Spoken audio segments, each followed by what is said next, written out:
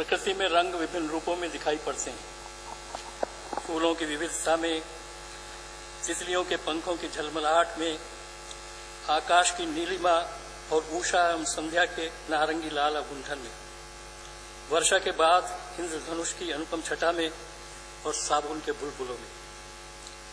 रंगों की माया विभिन्न भौतिक परिघटनाओं के कारण परिलक्षित होती है, लेकिन रंगों के अवलोकन की प्रकृति के समझने में वैज्ञानिकों को सैकड़ों वर्ष लगे। शुरुआत 1966 में ब्रिटिश वैज्ञानिक इसाक न्यूटन के एक आकस्मिक प्रयोग से हुई। एक अंधेरे कमरे की खिड़की में छोटा सा छिद्र बनाकर न्यूटन ने प्रकाश का एक पतला किरणपुंज प्राप्त किया। इस किरणपुंज को जब उन्होंने एक स्वनिर्मित कांच के प्रिज्म से गुजारा तो खिड़की के सामने की दीवार के पास लगे पर्दे पर 7 रंगों का एक मनमोहन पैटर्न प्राप्त हुआ। न्यूटन ने पैटर्न के एक एक रंग के संगत पर्दे में क्रमशः एक छोटा छिद्र बनाकर पर्दे के पीछे एक वर्णी किरणपुंज प्राप्त किया और दर्शाया कि इसका अपवर्तन तो होता है, किंतु यह और आगे रंगों के पैटर्न में विभाजित नहीं होता। अपने प्रयोगों को कई बार दोहराकर न्यूटन ने निष्कर्ष निकाला कि सूर्य के प्रकाश में 7 रंग हैं और प्रत्येक रंग की अपवर्तनशीलता कांच में भिन्न भिन्न है। बाद में न्यूटन ने एक चकती को इन 7 रंगों के खंडों में रंगकर तेजी से घुमाया तो वह चकती सफेद नजर आई। इस प्रकार न्यूटन ने व्युत्क्रमित प्रयोग करके दर्शाया कि 7 रंगों के प्रकाश के मिश्रण से श्वेत प्रकाश उत्पन्न होता है। प्रिज्म से गुजरने पर श्वेत प्रकाश के 7 रंगों में विभाजित होकर विक्षेपित होने की इस परिघटना को वर्ण विक्षेपण तथा प्राप्त 7 रंगों क्रमशः बैंगनी, नीला, आसमानी, हरा, पीला, नारंगी और लाल रंग के पैटर्न को स्पेक्ट्रम नाम दिया गया। वर्ण विक्षेपण और इंद्रधनुष। वर्ण विक्षेपण की परिघटना के स्पष्ट होने के 2 परिणाम तुरंत हुए। पहला, न्यूटन को यह समझ आ गया कि वर्ण विक्षेपण के कारण अपवर्तक टेलीस्कोपों में रंगीन अस्पष्ट परिसीमा के प्रतिबिंब बनते हैं, जिससे उनकी विभेदन क्षमता सीमित हो जाती है, और इसलिए उन्होंने एक परावर्तक प्रकार का टेलीस्कोप बनाया जो आगे चलकर खगोलिक पिंडों के अध्ययन के लिए अनिवार्य उपकरण बन गए। और दूसरा, इसके द्वारा लंबे समय से व्याख्यायित न किया जा सकने वाले इंद्रधनुष निर्माण प्रक्रम की सफल संतोषजनक व्याख्या की जा सकी। इंद्रधनुष, जैसा कि आप जानते हैं, सुबह के समय पश्चिम में और शाम के समय पूरब में वर्षा के पश्चात क्षितिज के पास दिखाई देने वाली एक सतरंगी अर्धवृत्ताकार वायव्य संरचना है, जो वायु में लंबित लघु बूंदों में प्रकाश के अपवर्तन के फलस्वरूप निर्मित होती है। प्राय आकाश में एक साथ एक के ऊपर एक 2 इंद्रधनुष दिखाई देते हैं, जिन्हें क्रमशः प्राथमिक और द्वितीयक इंद्रधनुष कहते हैं।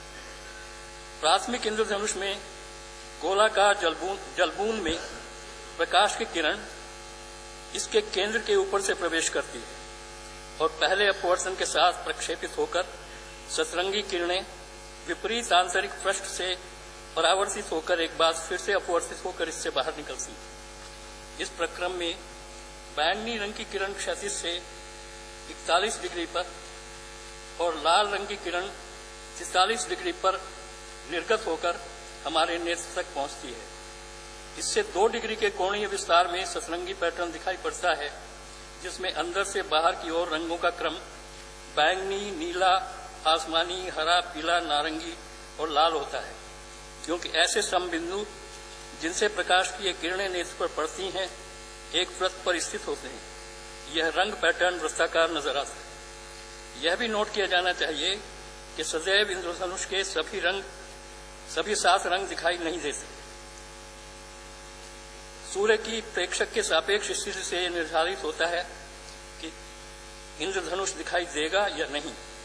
यह वृत्त के कितने बड़े चाप के रूप में दिखाई देगा और इसमें कितने रंग होंगे। यदि वर्षा मेघ पृथ्वी तल से 5-6 किलोमीटर ऊपर हों तो 2.5-3 किलोमीटर ऊंचे पर्वत श्रृंग से अथवा वायुयान से देखने पर किसी भी अर्ध गोलार्ध में पूर्ण वृत्ताकार इंद्रधनुष भी देखा जा सकता है। प्राथमिक इंद्रधनुष से लगभग 10 डिग्री कोणीय तुंगता पर द्वितीयक इंद्रधनुष दिखाई पड़ता है। यह अपेक्षाकृत कम चमकीला और अधिक चौड़ा 51 डिग्री से 54 डिग्री तक होता है और इसमें रंगों का क्रम प्राथमिक इंद्रधनुष के रंगों के क्रम से उल्टा होता है, अर्थात अंदर का धनुष लाल रंग का और सबसे बाहर का बैंगनी रंग का होता है। द्वितीयक इंद्रधनुष जलबूंद के केंद्र के नीचे किरण के प्रविष्ट होने पर 2 अपवर्तनों एवं 2 परावर्तनों के फलस्वरूप निर्मित होता है। इंद्रधनुष के रंगों का चटकीलापन जल बूंदों के साइज पर निर्भर करता है।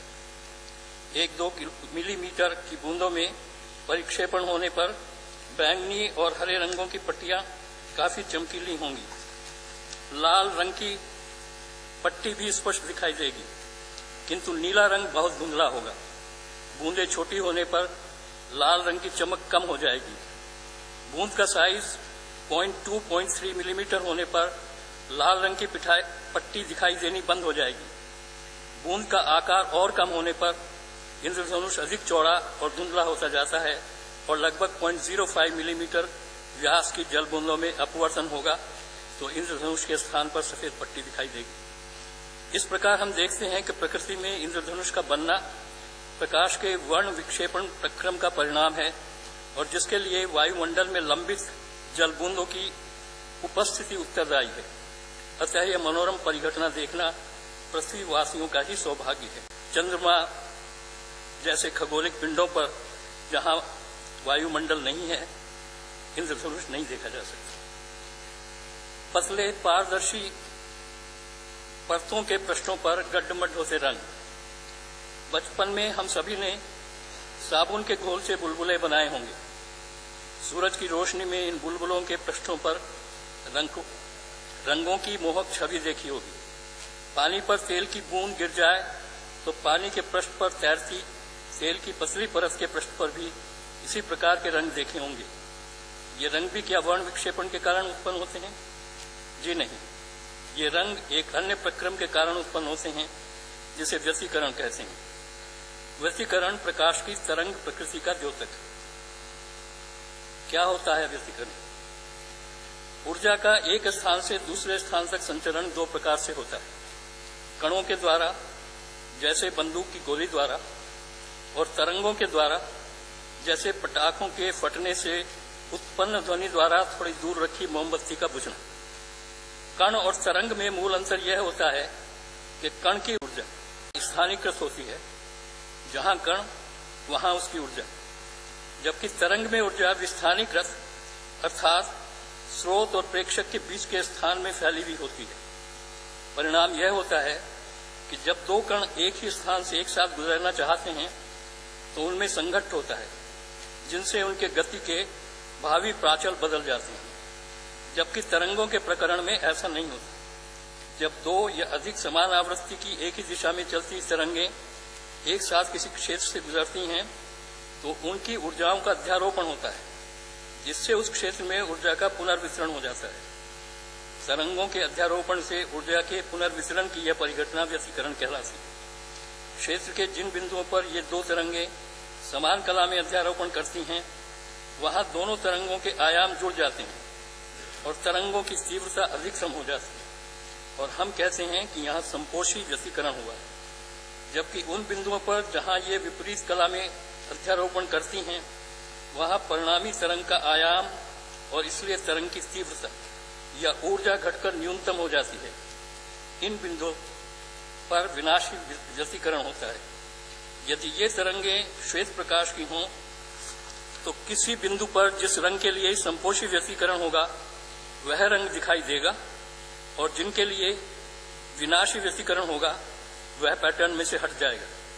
इस प्रकार साबुन के बुलबुलों और तैलीय परतों में रंगों के दिखाई पड़ने की परिघटना के लिए व्यतिकरण उत्तरदायी है। परत के ऊपर और नीचे के पृष्ठ से परावर्तित किरणों के अध्यारोपण में जिन रंगों के लिए संपोषी व्यतिकरण होता है वे रंग दिखाई पड़ते हैं। पदार्थों के रंग। कोई वस्तु हमें किसी विशेष रंग की क्यों दिखाई देती है? यह उस वस्तु में विद्यमान किसी पदार्थ के प्रकाश के प्रति व्यवहार पर निर्भर करता है।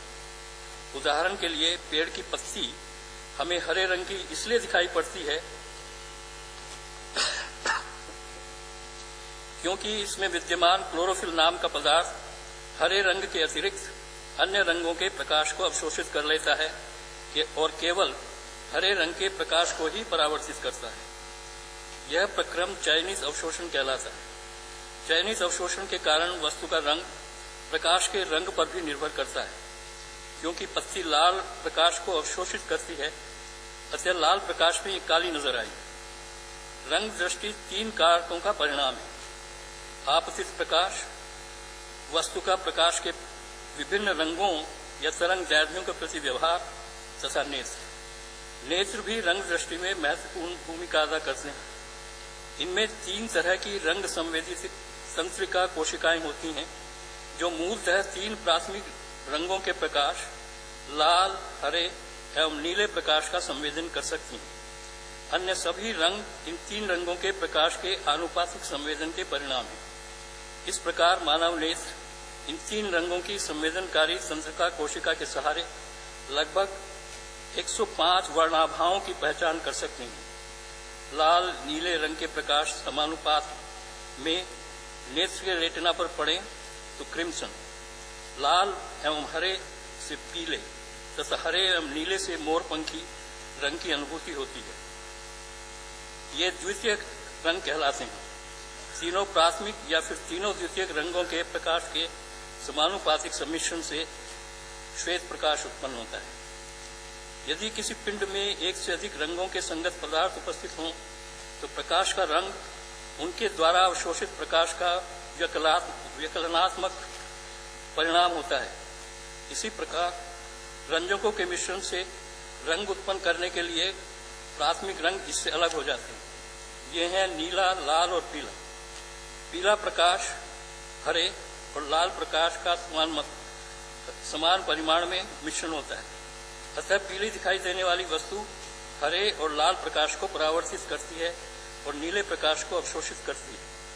पीले और नीले रंग को मिलाने से हरा रंग मिलता है, क्योंकि इसमें विद्यमान लाल और नीले प्रकाश को अवशोषित कर लेते हैं। तितलियों, मोरों एवं अन्य कीटों एवं पक्षियों के चमकीले परों का रंग 2 भिन्न प्रकार की रंग व्यवस्थाओं का परिणाम है। ये हैं रंजक तथा संरचना। रंजकों के रंग की चर्चा हम ऊपर कर चुके हैं। ये समय के साथ फीके पड़ जाते हैं, किंतु आपने नोट किया होगा कि कीटों और पक्षियों के पंखों के रंग अपेक्षाकृत स्थायी होते हैं। ये उनके पंखों के धात्विक पृष्ठों और संपूर्ण संरचना के ऊपर निर्भर करते हैं। संरचनात्मक रंग पंखों की विभिन्न परतों से परावर्तित प्रकाश के व्यतिकरण तथा उनके पंखों पर विद्यमान सूक्ष्म संरचनाओं से प्रकाश के विवर्तन के परिणाम स्वरूप उत्पन्न होते हैं। इन सूक्ष्म संरचनाओं से परावर्तित जिन तरंगों में संपोषी व्यतिकरण होता है उनके संगत रंग दिखाई पड़ते हैं, और जिनके संगत विनाशी व्यतिकरण होता है वे दिखाई नहीं पड़ते। इसलिए दृश्य कोण बदलने पर पंखों का रंग पैटर्न बदल जाता है। किसी पुरानी सीडी या डीवीडी को धूप में विभिन्न कोणों पर रखकर देखने पर आप विवर्तन के इस प्रभाव का अनुभव कर सकते हैं। प्रकाश प्रकीर्णन, आकाश के या समुद्र में जल के नीले रंग, सूर्योदय या सूर्यास्त के समय क्षितिज का नारंगी लाल रंग तथा बादलों का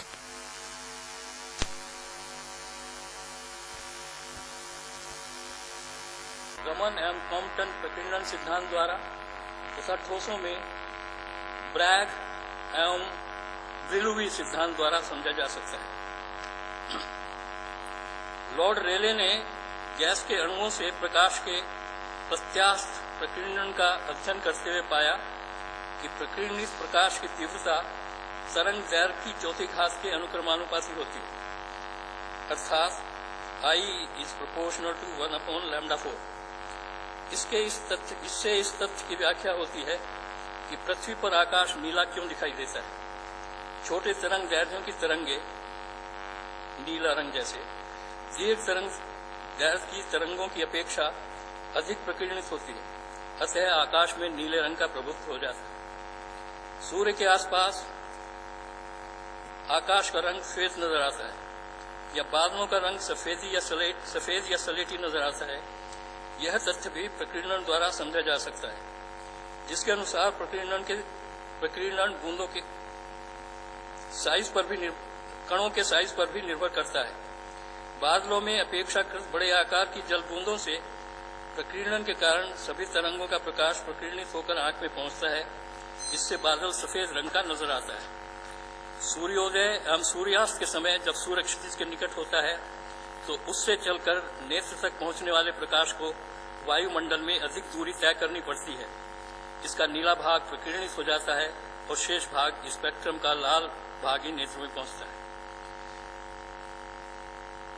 एक अन्य रंग परिघटना ध्रुव ज्योतियां हैं, जो दोनों ध्रुवों के आसपास दिखाई पड़ती हैं।